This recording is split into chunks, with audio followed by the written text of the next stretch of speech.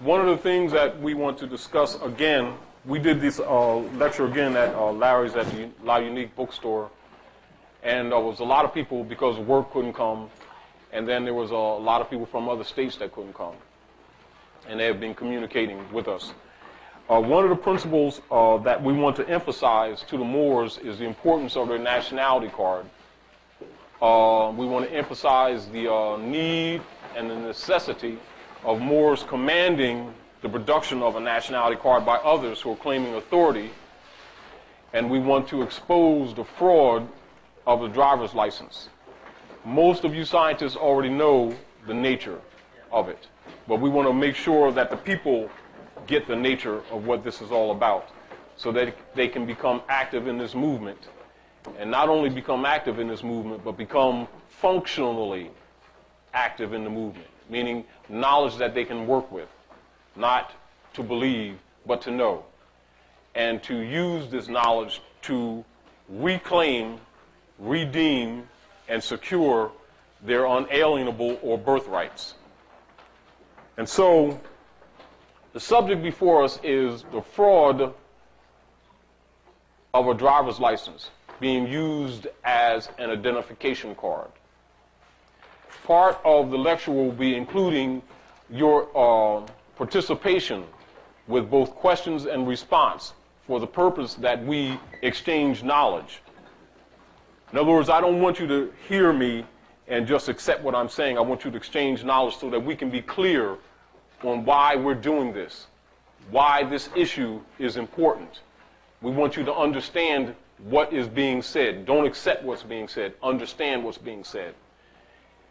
One of the most important things that we can do as a grand body of Moors is to begin to push the issue of demanding a national identification card. Are you following me?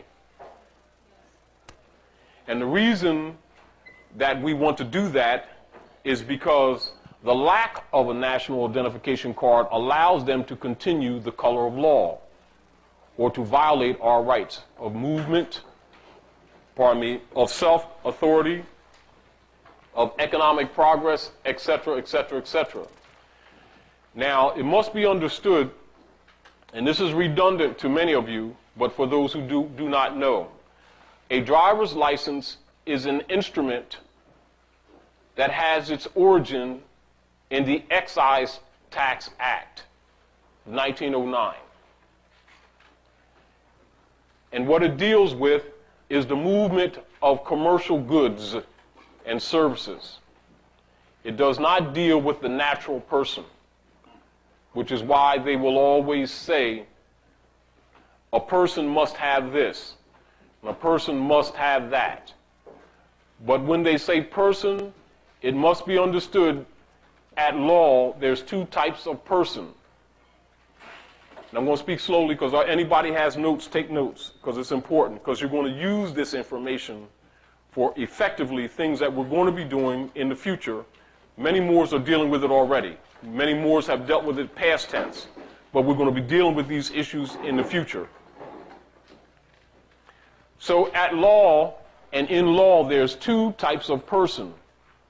When you hear the term made by any government official or any sub or pseudo-government official or sub-government agency saying a person must, or person shall, they're saying a corporation shall, a corporation must, an artificial person shall, an artificial person must.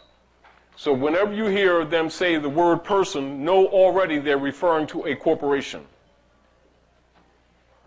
Are we clear?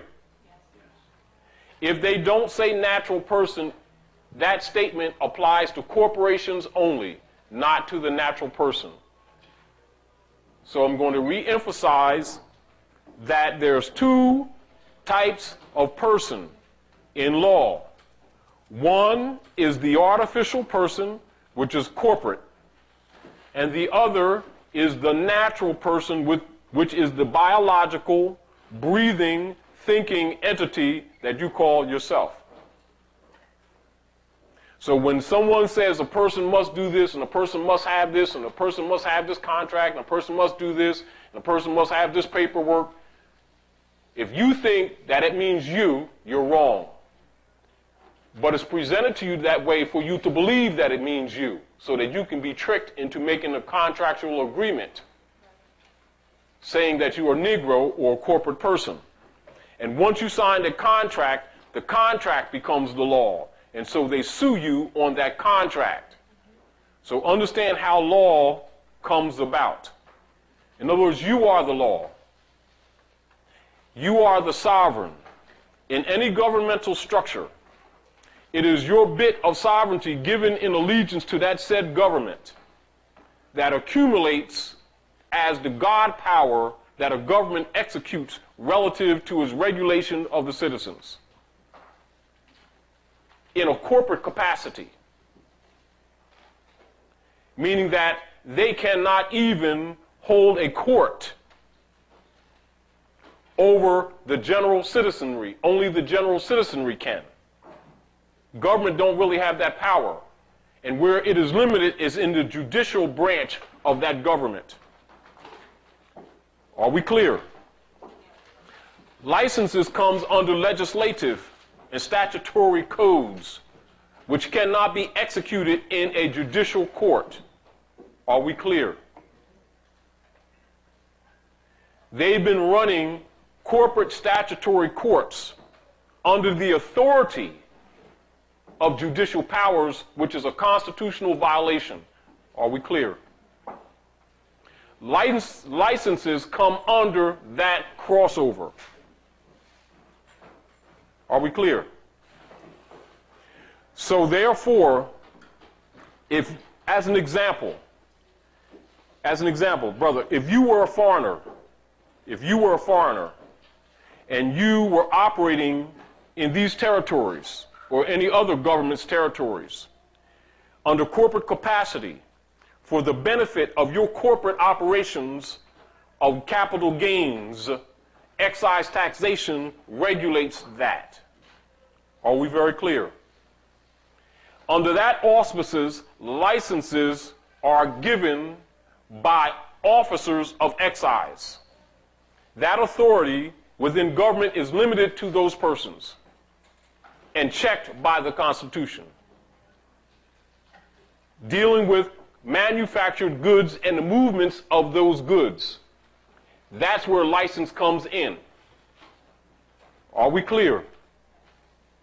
It does not apply to the common people nor to their conveyances. Are we clear? They did that out of the Christian Black Codes of 1724, adopted it into all the states in order to stagnate your movement, i.e. your economy. Are we clear?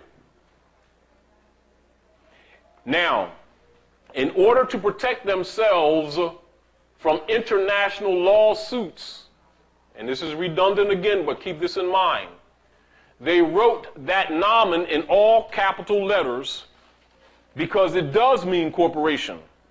The deal is when they pass that instrument to you, you don't object and agree that that's you, therefore they use that contract against you. Do you understand?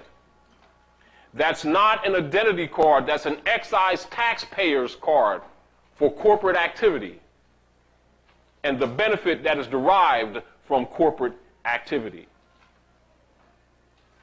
But because they wrote the name in all capital letters, they are protecting themselves legally and lawfully by saying they're communicating with the corporation. And you, if you don't know that and accept it, then you agree that you're a corporation and they regulate you accordingly. In other words, you gave up your birthright. Are we clear? Are we clear on how that operates? It's important that you understand this. Because when you understand that concept, you can go into a courtroom and beat tickets. Do you understand? You can go in a courtroom and dismiss charges. You don't need the judge to dismiss them. You can dismiss them. Are we clear? And it's important to understand one of the reasons the European set up the licenses was to steal your birthright. Now, the New Jersey Corporation, in concert with other corporate states, are trying to institute the driver's license as a legal identification card too. And the reason they're doing that because